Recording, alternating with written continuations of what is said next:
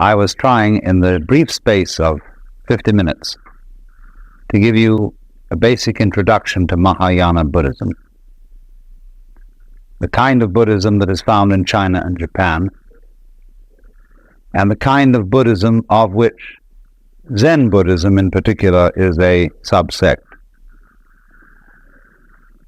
And we are rather particularly concerned with Zen, since it has had such a fundamental influence in the shaping of Japanese culture and the arts of Japan, and since we are in the course of this informal tour going to be visiting a good deal of Zen monasteries and seeing a great deal of Zen formed works of art, architecture, and so on. So I want to lead now tonight from Buddhism in general, or Mahayana Buddhism in general, to Zen in particular.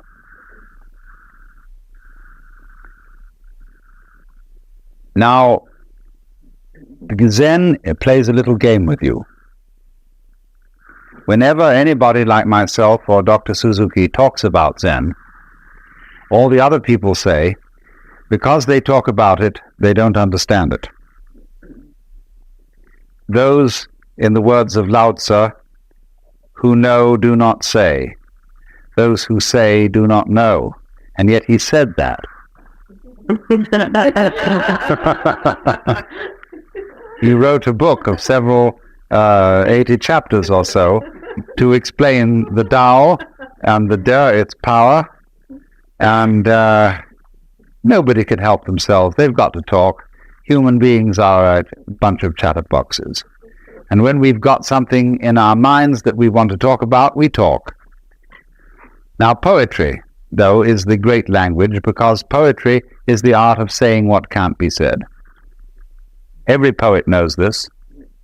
You're trying to describe the indescribable, and every poet also knows that nothing is describable. Whether you take some sort of ineffable mystical experience at one extreme, or whether you take an ordinary rusty nail at the other, nothing is really describable. In the words of the famous Count Korzybski, whatever you say something is, it isn't. We used to have a professor at Northwestern who would produce a match booklet in front of his class and would say to them, "What is it?" And they would say, "Match booklet." He'd say, No, match booklet is a noise. Is this a noise? What is it? And so, to answer this, he'd throw it at them. That's what it is. So, in this way, you see, nothing can really be described. And yet, on the other hand, we all know perfectly well what we mean when we talk. If you shared an experience with somebody else, then of course you can talk about it. We can all talk about fire and air and water and wood because we know what it is. And there's no mystery. So in the same way, when it comes to discussing something so esoteric as Zen, it can be discussed.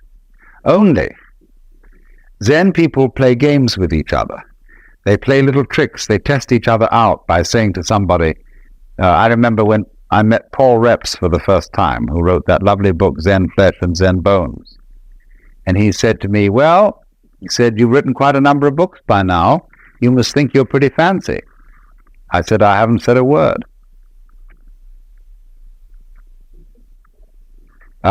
This is simply a Zen game. And people sort of feel each other out. There's a poem which says, "When two Zen masters meet each other on the road, they need no introduction. Thieves recognize one another instantaneously."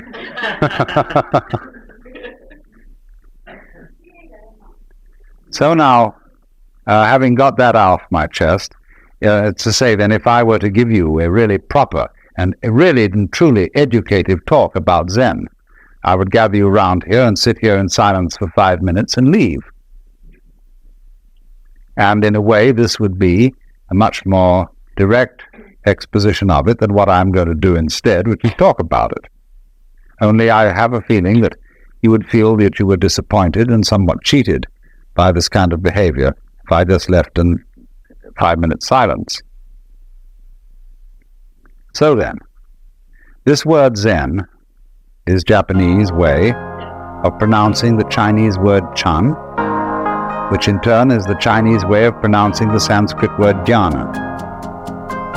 And jhana is a very difficult word to translate into English, if not impossible.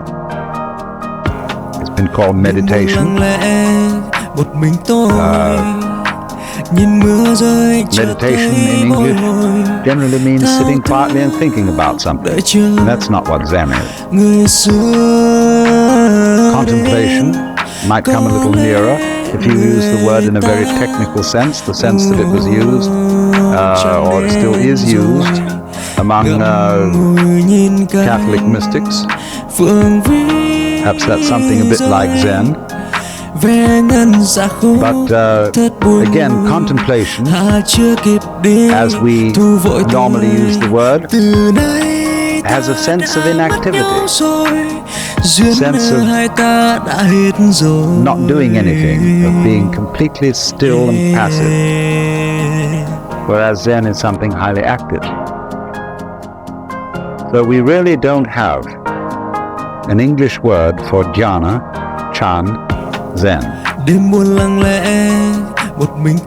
But I would say that we do know what it is, because we do all sorts of things every day of our lives in the spirit.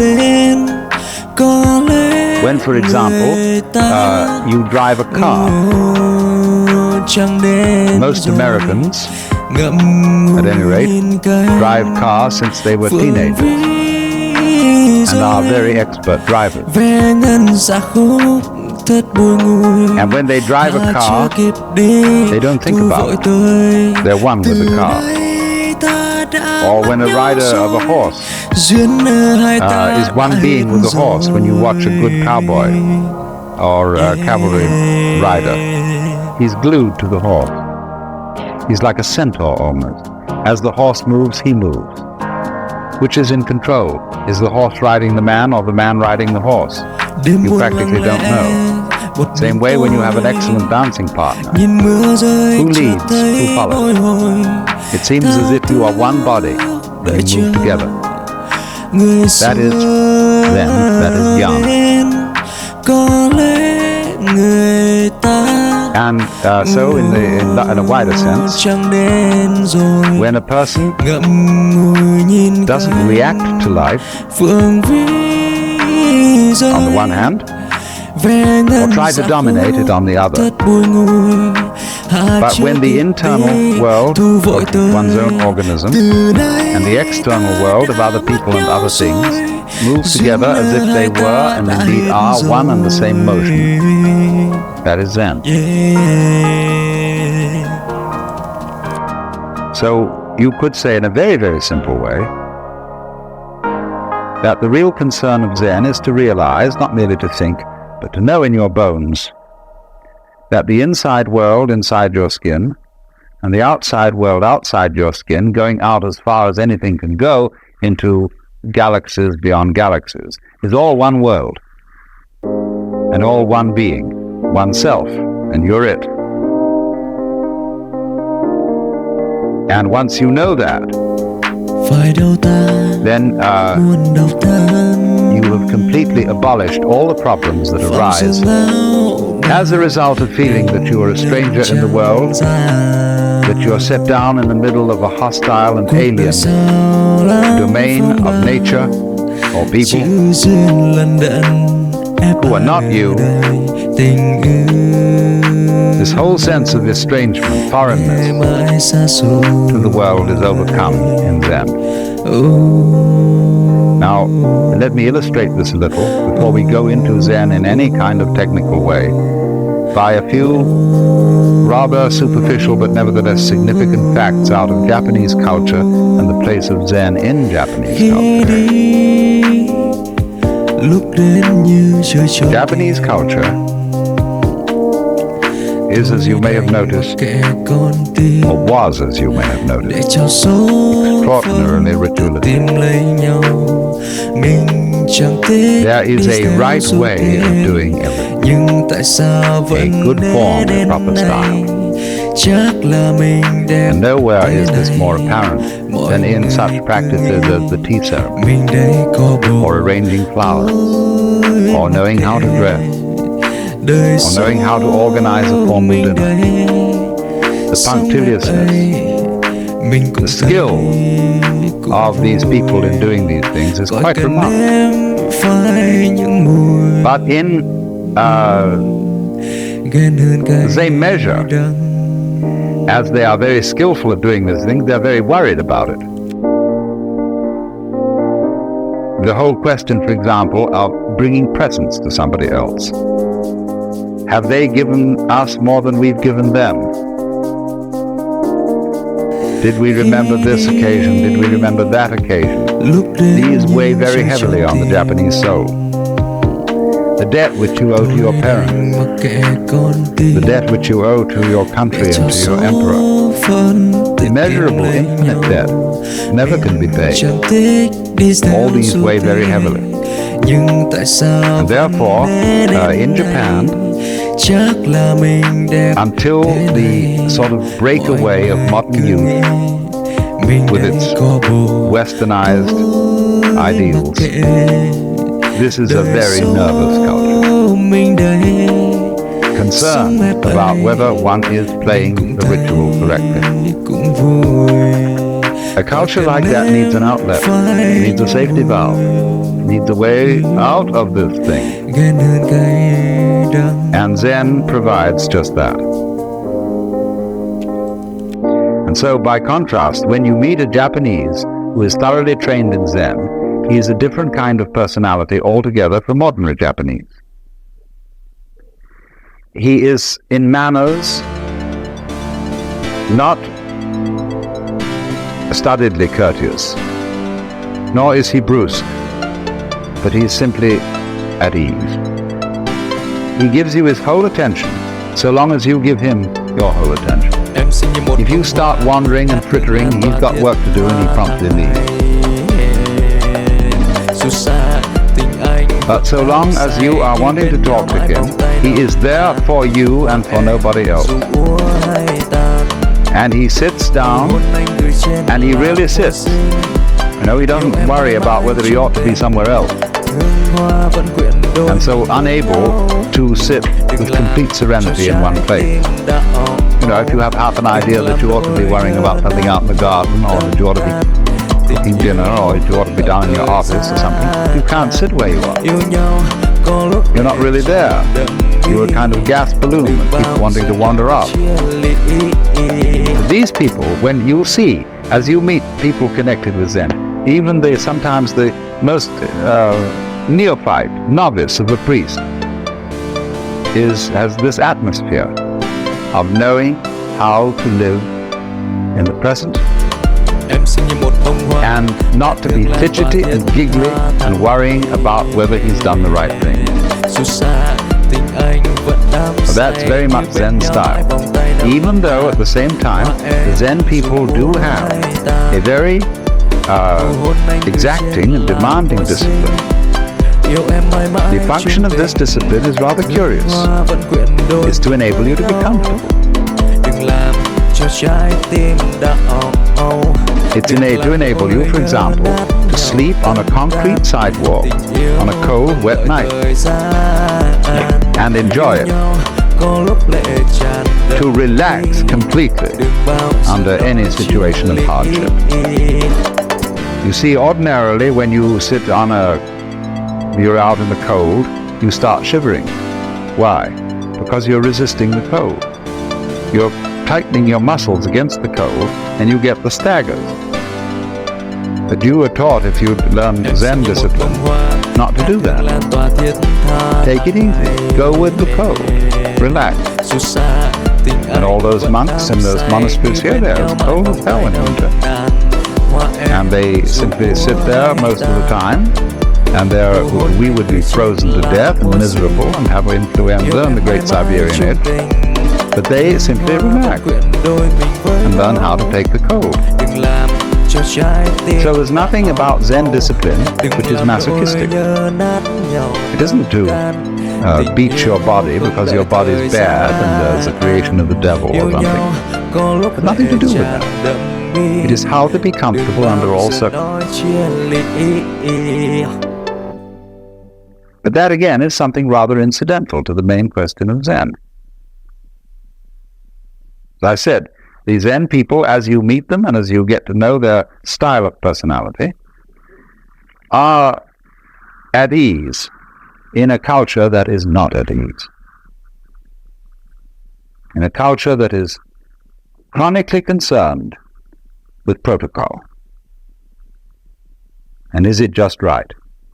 That is indeed a terribly self-conscious culture, where everybody is always watching themselves and having therefore second thoughts about everything. And so the discipline of Zen is to enable you to act without watching yourself. We would say unself-consciously. But Japanese are as terrified of this as we are. They think, and we think. If I don't watch myself, I'll make a mistake. If I don't hold a club over myself, I'll cease to be civilized and become a barbarian. If I don't discipline myself with all sorts of down on those passions of yours, you will become like the monk of Siberia, who burst from his cell and devoured the Father Superior. So this basic mistrust and so on in one's own spontaneity makes us wonder that if the Zen people are really spontaneous and they don't plan and premeditate and hold clubs over themselves, won't they become very, very dangerous people socially? Won't they go out and rape their mothers and daughters and murder their grandmothers to inherit their fortunes and so on and so forth? And Zen people just don't do that. And yet they are perfectly spontaneous. So then, let me try then and indicate how this discipline called Zen actually works. This will involve a little bit of letting the cat out of the bag, but can't be helped. Let's go back to what I told you was fundamental to Buddhism. Buddhism is unlike other religions in that it does not tell you anything. It doesn't require you to believe in anything. Buddhism is a dialogue.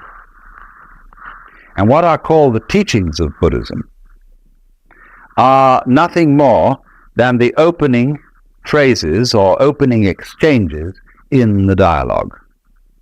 Buddhism is a dialogue between a Buddha and an ordinary man, or rather someone who insists on defining himself as an ordinary man, and thereby creates a problem. I quoted you this morning our saying that anybody who goes to a psychiatrist ought to have his head examined. And in exactly the same way, in this culture, anybody who goes to a guru, a spiritual teacher, or a Zen master, or whatever, ought to have his head examined. Or as the old Chinese master Tokuzan put it, if you ask any question, you get 30 blows with my stick. If you don't ask any question, you get 30 blows just the same. In other words, what the hell are you doing around here? Defining yourself as a student and defining me as a teacher. In other words, you are to raise the problem. And in the way of training of Zen, this is very clearly emphasized. If you go to a Zen teacher and you approach him in the traditional way, the first thing he will do is to say, I haven't anything to teach. Go away. Well, you say, what are these people doing around here? Aren't they your students? You say, well, they're working with me, but unfortunately, we are very poor these days. We don't have enough rice really to go around and make ends meet. And we can't take on anybody else in this community. So you have to insist to be taken in. Every postulant for Zen training assumes immediately that the teacher has given him the brush off in order to test his sincerity. In other words, if you really want this thing, you've got to work for it. That isn't the real point. The point is that you've got to make such a fuss to get in that you cannot withdraw gracefully after having made such a fuss to get in. Because you put yourself on the spot and you define yourself as somebody needing help, or as somebody with a problem who needs the master in order to be helped out of the problem. So then when you've done this, in the old days of course, and it's still the formal rule among the Zen monasteries here, that when you're a postulant and you want to come in, you have to sit outside at the gate for a week, or maybe only 5 days, in a position of supplication with your head on bowed down on the steps.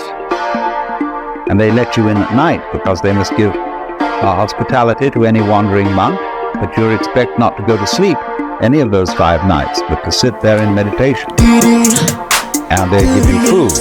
But you sit and you sit and you sit there and you make a damn fool of yourself, saying, I insist on getting into this thing. I insist on learning. I want to know what the secret of this master here is. And he's told you from the start that he doesn't have a secret and that he doesn't teach anything. But you insist that he does. See, that is the situation of everybody who feels that life is a problem to be solved. Whether you want psychoanalysis, whether you want integration, whether you want salvation, whether you want Buddhism, whatever it is you define yourself as wanting, you created a problem.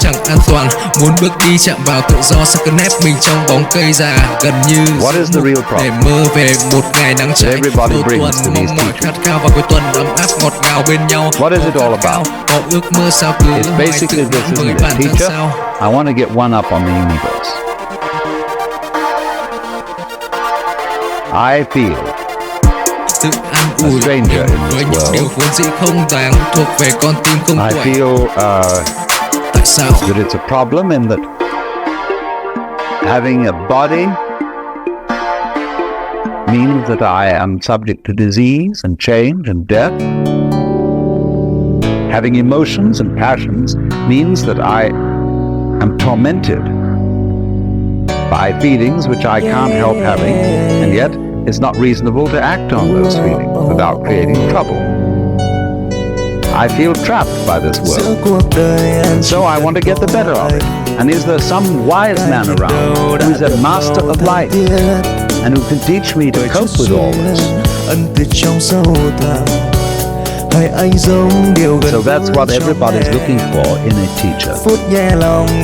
The man who is the savior and who can show you how to cope. The Zen teacher says, I don't have any answer. Nobody believes that because he seems to be so confident.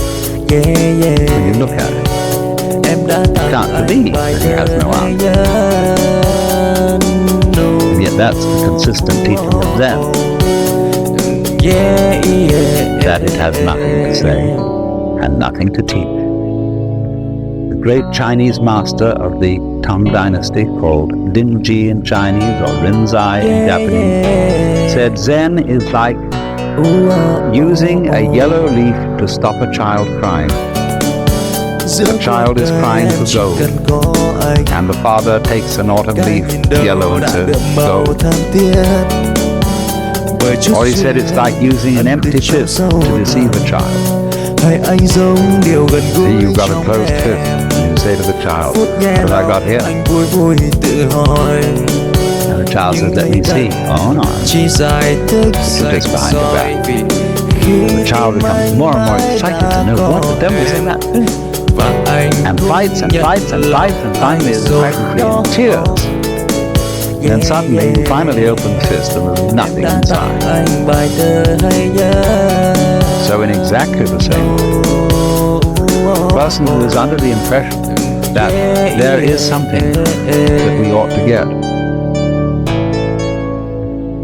See, all this is dressed up in a big way to be a Buddha, to know the answer, to finally solve the problem, to get the message, to get the word, or however you put it. In other words, to be in control of your faith and of the world. Would you like it? If you could have it? And so all these powers are projected upon the Zen master. He is a Buddha. He is a master of life. And if he is, the reason why he is that he has discovered the unreality of the whole problem.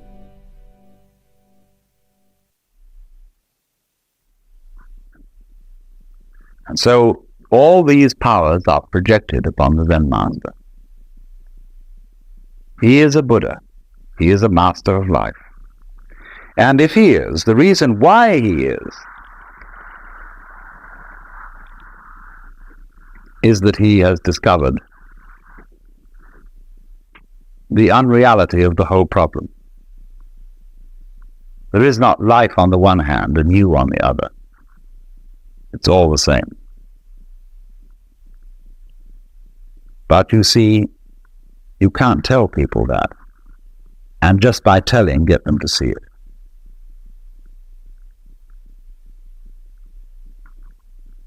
Just in exactly this way, people who know that the earth is flat can't be reasoned with.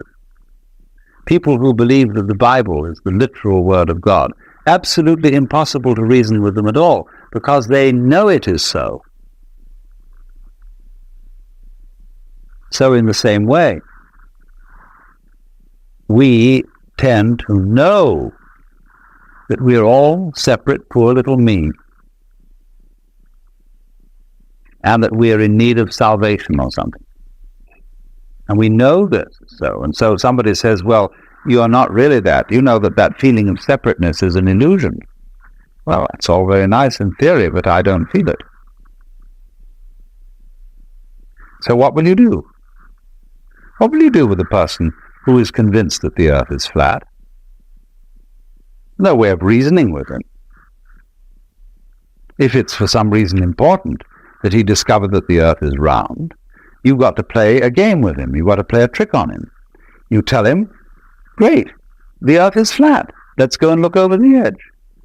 Wouldn't that be fun?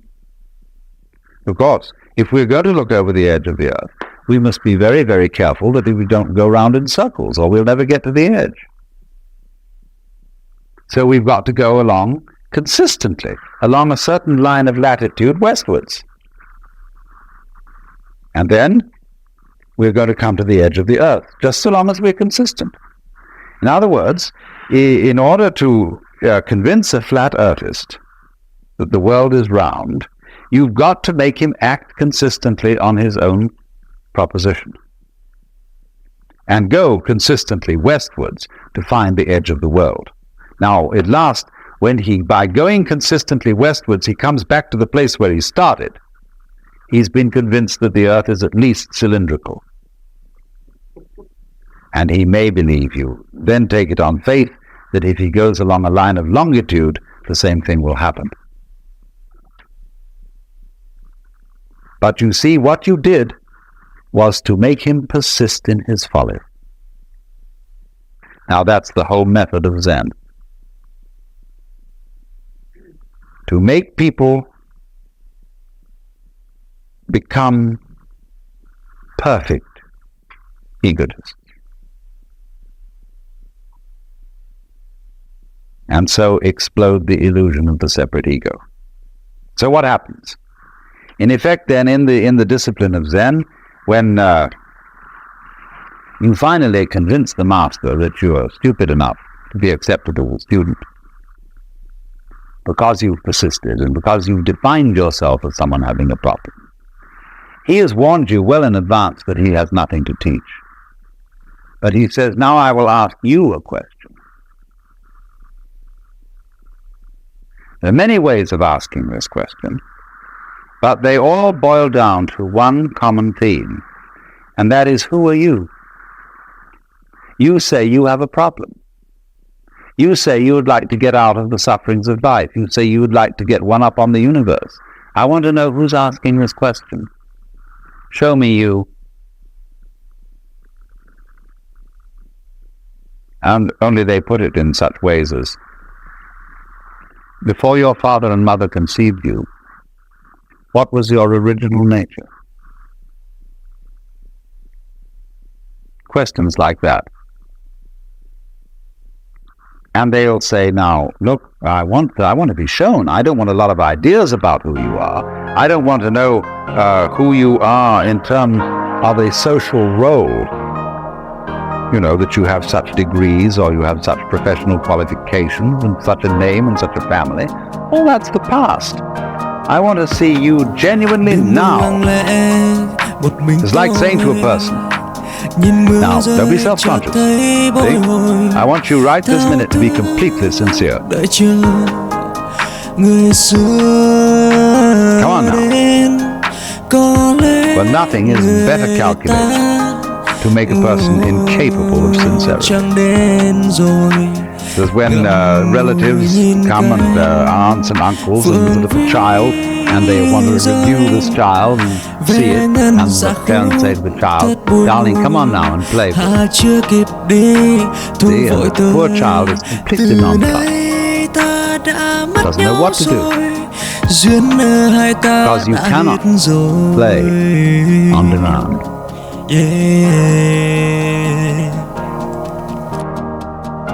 Now, what is the Zen teacher doing in saying to a person, you must answer this question by coming before me in fact, a rather formal situation. The kind of context in which a Zen master interviews his student is very formal. And there he sits, a sort of enthroned tiger.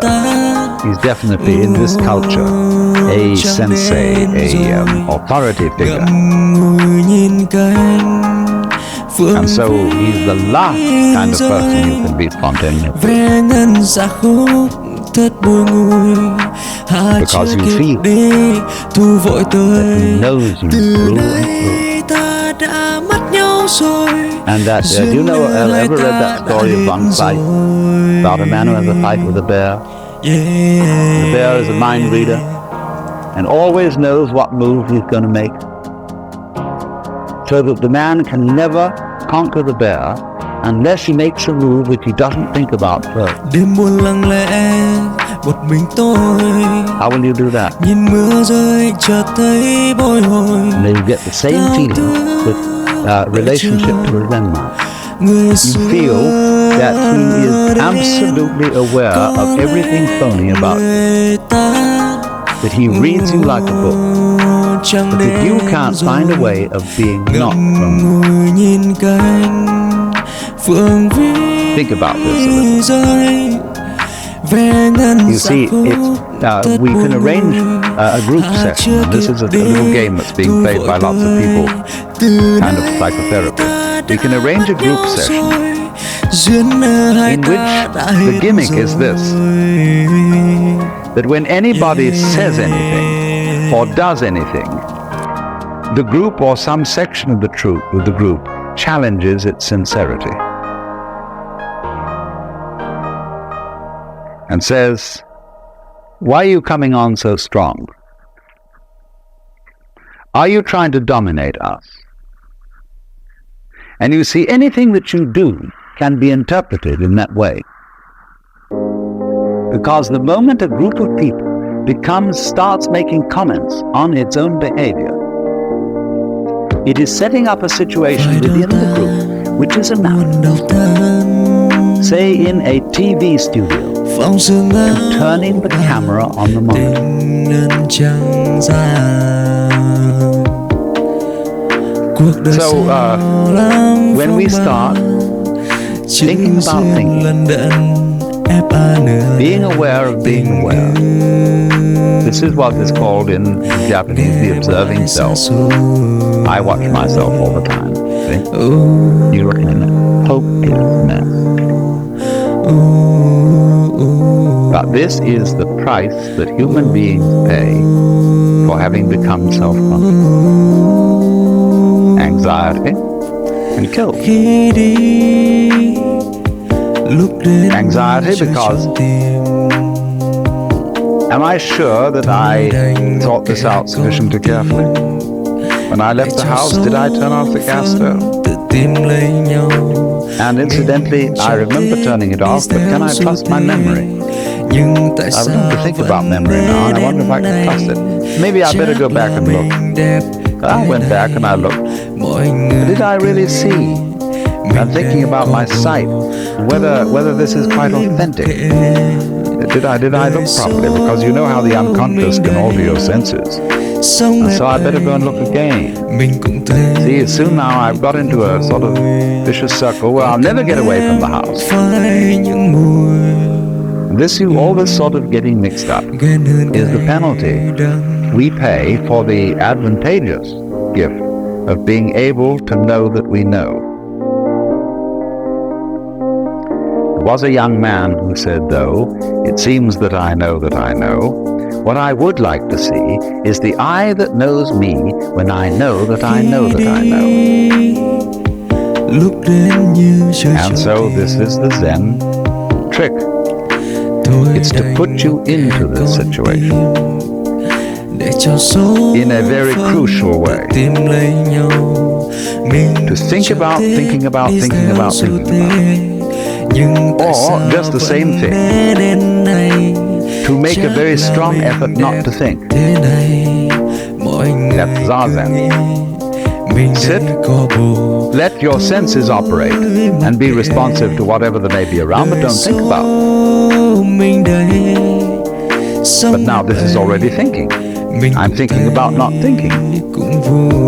How will I stop thinking about not thinking?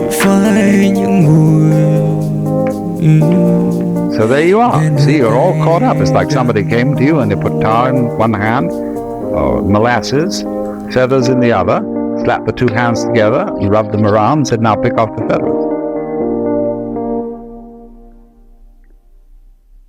So you see what happens. The teacher is well aware that he's played this trick on you. And he's going to see what will happen if you act, and he's going to help you to act consistently on this foolishness. Now, you see what he's done is he's simply made a special case of what society does to us all anyway. And this is true of most cultures. The high cultures of the world, whether they're of the East or whether they're of the West, play a game on every new member. They don't know they're playing this game because their forefathers played it on them. And they're still its hopeless victims. The game is called the double bind. And the formula under whose auspices everybody comes into this world is as follows. You are required to do something which will be acceptable only if you do it voluntarily.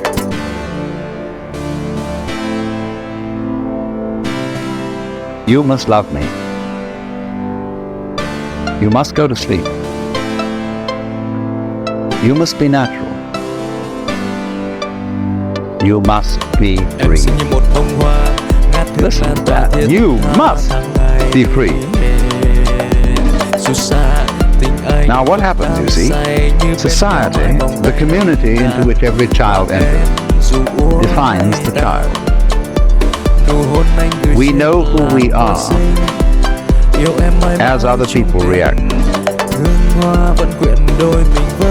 So the other people say to us, you're an independent agent. You're responsible. You are a freely acting individual. But this is a command, and we obey it because we can't help it. Child has no way of criticizing or of seeing there's something phony about it.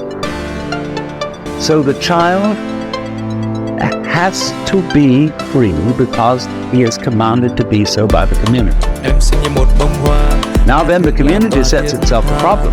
Having defined the child as an independent agent, and having got the child to believe that he's an independent agent because he isn't. In other words, he wouldn't believe this if he were independent. It then has trouble getting him to behave as the community wants him to behave.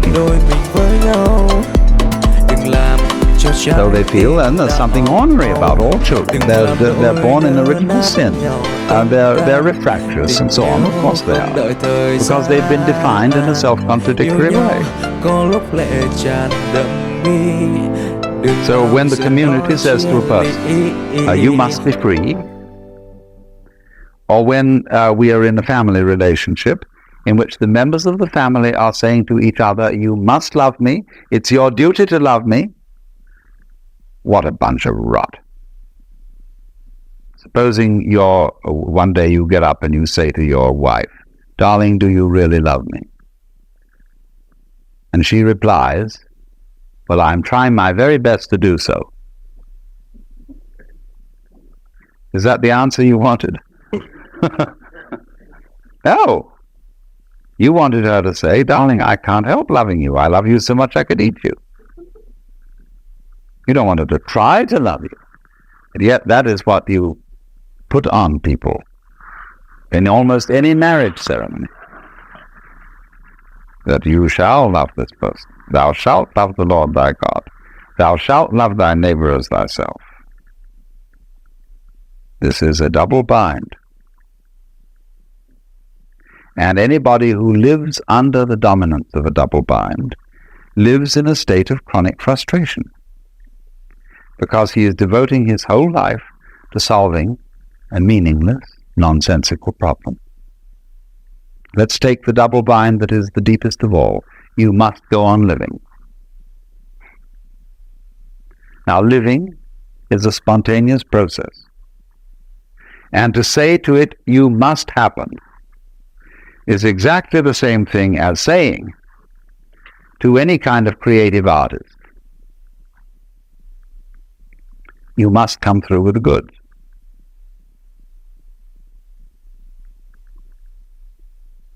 Tonight you must give the superb performance, and above all you must be unself-conscious. Well, this is being done to us all the time. And the object of the Zen discipline is that instead of doing this to people unconsciously, as parents do it and as teachers do it to children, and as the children's peers do it to their own peer members, in Zen the double bind is put on you deliberately, knowing how stupid it is. The teacher is well aware of everything he's doing and what tricks he's playing on you, because he has behind it all the compassionate intent of getting you into such a fierce double bind that you will see how stupid it is. So then, what happens is this. He gives you the double bind. Be genuine. I want to see you do something. That is the real you. I had a friend who was studying Zen, and he was given some koan like this to work on. And when he was one day going for his interview, he walked through the garden that connected the sodo, or the monk's study quarters, with the master's place, and there was a big bullfrog. Bullfrogs in this country are rather tame. People don't eat them. And so he swept up the bullfrog and dropped it into the sleeve of his kimono. And when he got in front of the teacher to answer the koan, that is to say, to do spontaneously produce his genuine self, he produced the bullfrog. And the teacher looked at it and shook his head and said, too intellectual. Or, as we might say, too contrived, too studied. That's not yet you. How do you see the bind in this? It's like being told that everything is all right at this moment so long as you don't think of a green elephant. So try not to think of a green elephant. Okay? Now, as he works at this, as he tries to produce the genuine you, the teacher really strings him out on this and makes him work and work and work over a period of many months, until he comes to the point of seeing this. There is nothing you can do to be genuine. The more you do, the phonier you are. But at the opposite extreme, there is nothing you can not do. That is to say, you cannot give up trying to be genuine. You can't relax, and be completely passive. And say, well, let's forget about it. Let's think about practical matters and forget all these spiritual concerns. The moment you do that, your abandonment of trying is itself an insidious form of trying. For example, there's a very interesting Hindu teacher by the name of Krishnamurti that many of you may know about.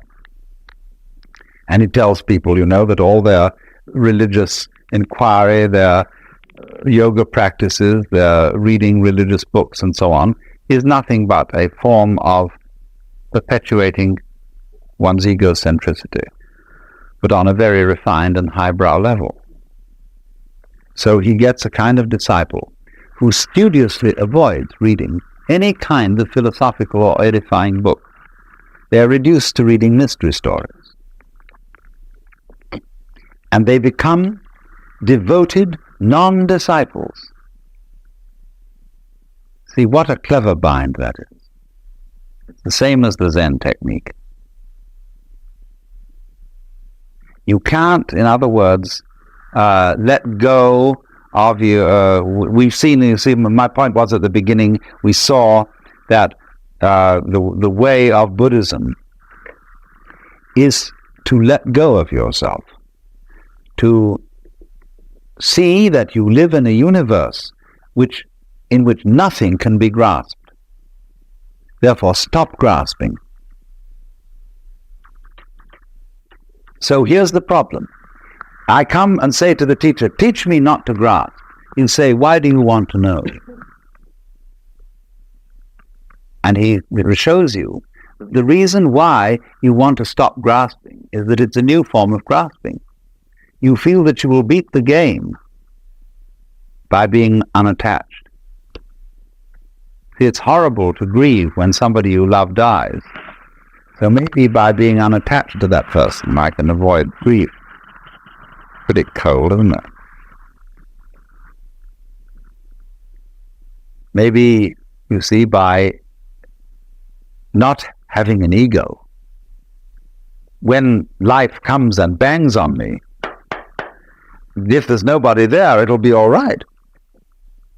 So that's why I want non-ego state. That's phony. All this is a new way of safeguarding and protecting the ego. So this is the way in which Buddhism is a dialogue.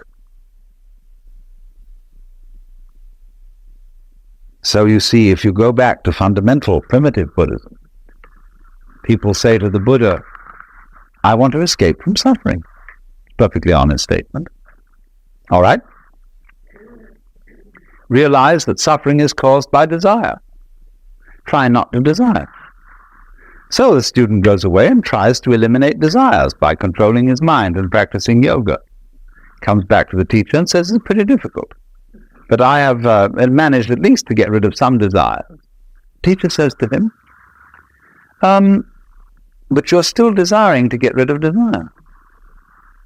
What about that one?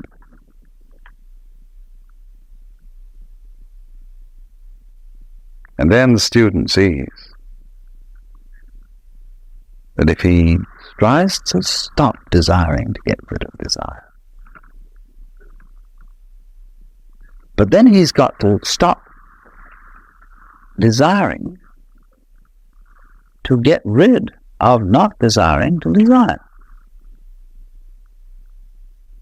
And suddenly he finds himself once more with molasses in one hand and feathers in the other, absolutely tied up in a vicious circle.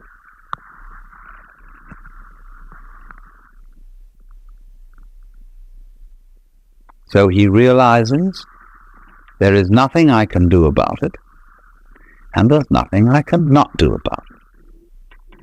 And this predicament in Zen is called a mosquito trying to bite an iron bull.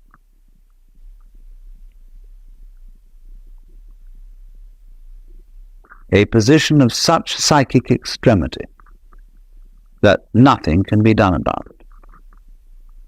Now the point here is, what does this situation mean? When you find yourself in that kind of a trap, what's the meaning of the trap? Why, that's very simple. If there's nothing you can do, and also nothing you cannot do about a given situation, it means that you are phony. That, in other words, what we call a separate ego isn't there. Of course it can't do anything, because it is not an agent. And by virtue of the fact that it can't do anything, equally, it can't not do anything. It's completely phony. So what has happened is, to expose the fiction of there being a separate ego,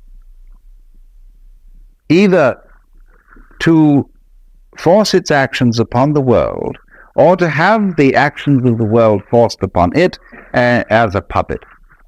This thing just doesn't exist, except as a figment of the imagination, or except as a game rule. Let's pretend everybody is responsible, is independent, is separate. Sure, that's a great game, but it's a game.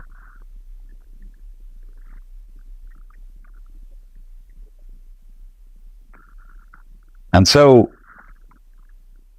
the whole object of this Zen dialogue between the teacher and the student is to carry that game of being the separate ego to its logical conclusion, to its reductio ad absurdum, so that, as Blake said, the fool who persists in his folly will become wise.